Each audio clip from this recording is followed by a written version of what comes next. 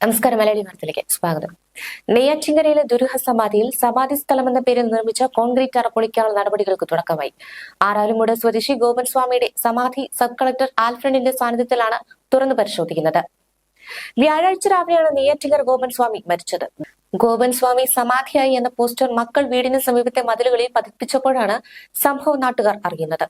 എന്നാൽ ഗോപൻ അതീവ ഗുരുതരാവസ്ഥയിൽ കിടപ്പിലായിരുന്നുവെന്നാണ് ബന്ധു പോലീസിന് നൽകിയ മൊഴി. ഗോപൻസ്വാമിയുടേത് കൊലപാതകമാണെന്നാണ് നാട്ടുകാരുടെ ആരോപണം. ദുരൂഹ സമാധി തുറന്ന് പരിശോധിക്കാനുള്ള പോലീസിന്റെ നീക്കത്തിനിടെ നാടകീയ രംഗങ്ങളാണ് അരങ്ങേറിയത്. ആത്മഹത്യാ ഭീഷണി അടക്കം മുഴക്കിക്കൊണ്ടാണ് ഗോപൻസ്വാമിയുടെ ഭാര്യയും 2 മക്കളും മരുമക്കളും പ്രതിഷേധിച്ചത്. ഓം നമ ശിവായി വിളികളുമായാണ് മാതാവ് പ്രതിഷേധിച്ചത്. ഇവരെ ബലപ്രയോഗത്തോടെ തന്നെ പോലീസ് ഇടപെട്ട് വീട്ടിലേക്ക് മാറ്റിയിട്ടുണ്ട്. അല്പസമയത്തിനകം പരിശോധനകൾ നടക്കും. ഫോറൻസിക് വിഭാഗം സ്ഥലത്തെത്തിയിട്ടുണ്ട്. അധികം വൈകാതെ തന്നെ കല്ലറ പുറത്തെടുക്കും. വലിയ പോലീസ് സന്നാഹം തന്നെ സ്ഥലത്തുണ്ട്. സമാധി പൊളിക്കാൻ സമ്മതിക്കില്ലെന്ന നിലപാടിൽ തന്നെയായിരുന്നു കുടുംബം. സബ് കളക്ടറുമായി സംസാരിച്ചെങ്കിലും ഇവർ പ്രതിഷേധിക്കുകയായിരുന്നു. ഭർത്താവ് സമാധിയായതാണെന്നും സമാധി തുറക്കാൻ അനുവദിക്കില്ലെന്നും നെയ്യാറ്റിൻകര ആറന്മുള സ്വദേശി ഗോപൻസ്വാമിയുടെ ഭാര്യ സുലോചന പറഞ്ഞു. ക്ഷേത്രഭരണം പിടിച്ചെടുക്കാൻ ശ്രമിക്കുന്നവരാണ് പരാതിക്ക് പിന്നിലെന്നും ഇവർ ആരോപിക്കുന്നുണ്ട്. ബന്ധുക്കൾ ആരും പരാതി നൽകിയില്ല. ഭർത്താവ് കിടപ്പ് രോഗിയായിരുന്നില്ല. നടക്കാൻ കഴിയുമായിരുന്നു എന്നാണ് ഇവർ പറയുന്നത്. ഗോപൻസ്വാമി വ്യാഴാഴ്ച രാവിലെ 11 മണിയോടെ നടന്നുപോയി കല്ലറയിൽ ഇരുന്ന സമാധിയായെന്നാണ് മകൻ രാജസേനൻ പറയുന്നത്. എന്നാൽ ഗോപൻസ്വാമി അതീവ ഗുരുതരാവസ്ഥയിൽ കിടപ്പിലായിരുന്നെന്നും വ്യാഴാഴ്ച രാവിലെ പോയി കണ്ടിരുന്നുവെന്നുമാണ് അടുത്ത ബന്ധുവിന്റെ മൊഴി.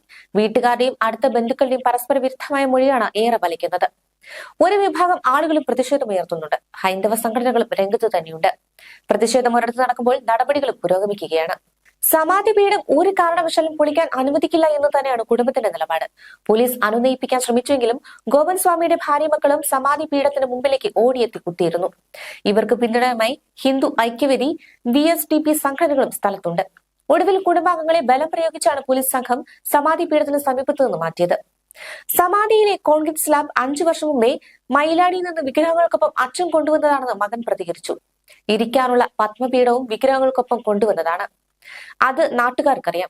നാട്ടുകാരെല്ലാം അന്ന് വിഗ്രഹം എടുക്കാൻ വന്നിരുന്നു. അച്ഛൻ ഇന്ന ദിവസം സമാധിയാകുമെന്ന് അച്ഛൻ തന്നെ പറഞ്ഞിരുന്നു. ഒരു കാരണവശാലും പൊളിക്കാൻ സമ്മതിക്കില്ല. ഹിന്ദു ആചാരങ്ങളെ വ്രണപ്പെടുത്തി ഒരു കാര്യം ചെയ്യാനാകില്ലെന്നും മകൻ പറഞ്ഞു.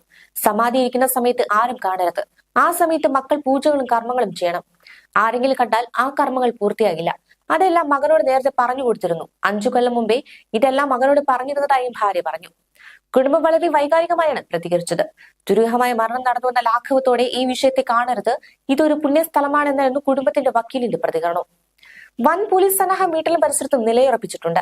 കുടുംബാംഗങ്ങളെ വീടിനുള്ളിലേക്ക് മാറ്റി പോലീസ് കാവൽ നിൽക്കുകയാണ്. കല്ലറ തുറക്കാൻ അനുവദിക്കില്ലെന്നാണ് പ്രതിഷേധക്കാർ പറയുന്നത്. കല്ലറയ്ക്ക് മുമ്പിലിരുന്ന് കുടുംബാംഗങ്ങൾ പോലീസിന്റെ നീക്കം തടയാൻ ശ്രമിച്ചിരുന്നു. പോലീസുകാരോടും അധികൃതരോടും കുടുംബാംഗങ്ങൾ തട്ടിക്കയറുകയും ചെയ്തു. പോലീസിനെ കൂടാതെ ഫോറൻസിക് സംഘവും സ്ഥലത്തെത്തി. ന്യൂസ് ഡെസ്ക് മലയാളി വാർത്ത.